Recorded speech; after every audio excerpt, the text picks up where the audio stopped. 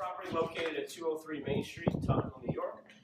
This is a property that was developed in 2006 after the zoning was changed to R3A. To give you a little background, R3A zone permits a 35-foot total maximum height and a 21-foot perimeter wall. So what a perimeter wall is, the wall right there, should be a maximum of 21 feet high, which essentially allows people to build 2 stories with an angled roof, as you'd see fairly common in Tottenham. This property, the foundation was laid after the zoning change was made, and that means it's not grandfathered under the previous zone that I can't even get a confirmation that it would be legal then. The real story is that this property has lied vacant since it was constructed in 2006. There's been 20-something complaints. There's been 7 ECB violations, I think 7 regular DOB violations, 2 of which are still outstanding, including the stop work order.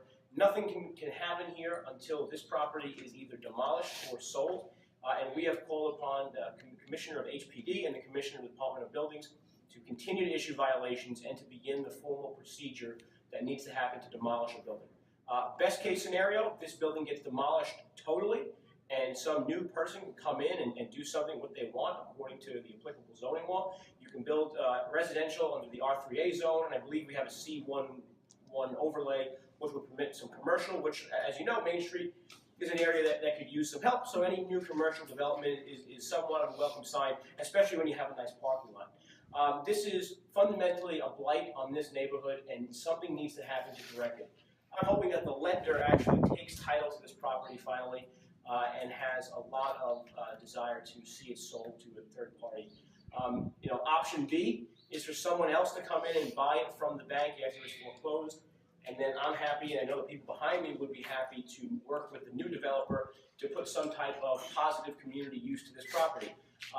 And that can mean anything from correcting the building and just returning it to residential use, or to working with some type of really wonderful nonprofit in our community to create, whether it's supportive living or assisted living, or some type of programs for special needs children or adults.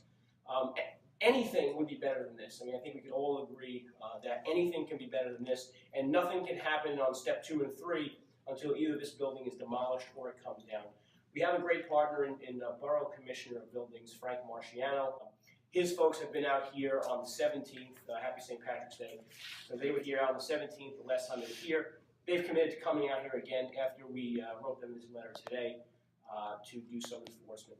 So, like I said, this is something that has been a stain on this community for too long, and it really needs to be completely demolished or corrected and made or improved upon, so that we can potentially put something better here. Just so you know, I'm joined by Ron Castorina, who is essentially the Assemblyman-elect. He's running unopposed on April 19th. Jim Pistilli from the Tottenham Civic Association. He's the president, and also quite a nice guy. Charlene Wagner is the district manager for CB3. Frank Morano is the chairman of CB3. Oh, yeah. And that's basically it. We also have the support of Linda Hauk, who I guess couldn't make it today, but she actually lives right behind this property, and she is president of the Tottenham Improvement Council, amongst other active roles she plays in this area. So with that, I'll let everyone kind of chime in, and then we could continue on our tour of this lovely property. Ron, you want to say something? We often hear about the broken windows theory in politics, and I know the borough president mentions that often. And here you see a prime example of that. Plenty of broken windows. This place is a disaster. And it's going to impact the rest of the community if it already hasn't. So we need to do something to remediate this. It's high time that we do.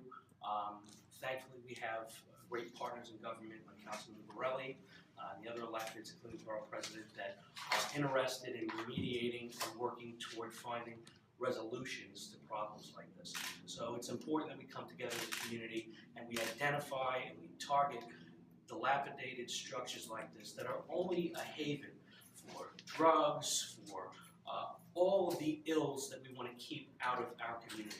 And so this is a great day, actually, that we're shedding the light on this issue, and we're now going to be able to move forward with a way to remediate this. And I thank the councilman for shedding light on it.